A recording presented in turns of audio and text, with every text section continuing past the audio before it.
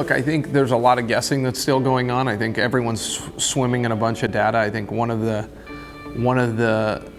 big differentiators is going to be those who can understand in real time and predict what's happening through advertising, especially online.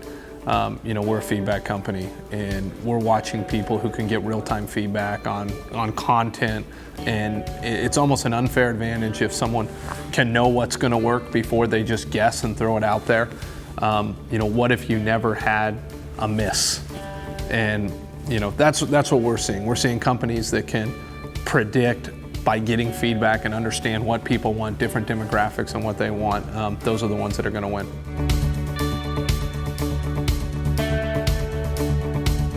I think we're seeing for one of the first times kind of the old school and new school companies and media both realize they need to evolve.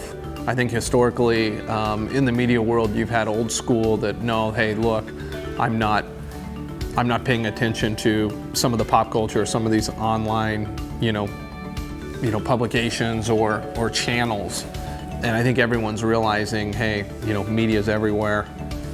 We all have to innovate, we all have to evolve, and seeing Vice and the New York Times on stage together was a great example of that. But how they're both attacking the world, and they're both right, which is kind of cool. But I think that that being said, there's going to have to be an evolution, from the old school companies to understand how to reinvent themselves, and a lot of them haven't done it.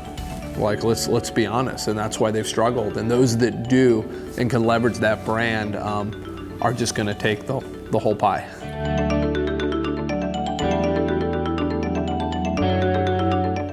The one thing, and one of the reasons why I'm here, is it's just talking about culture and talking about employees, right? I think that most people right now are doing pretty well economically. The challenge is really what's going to make them win, and I think it's the people that they hire. And once again, being a feedback company, I think we're starting to really understand what drives people and what drives teams by getting feedback. And I think if you understand that, you're going to have a better chance of winning. So that gets me really excited, the fact that for the first time ever, we can get real-time data on our people.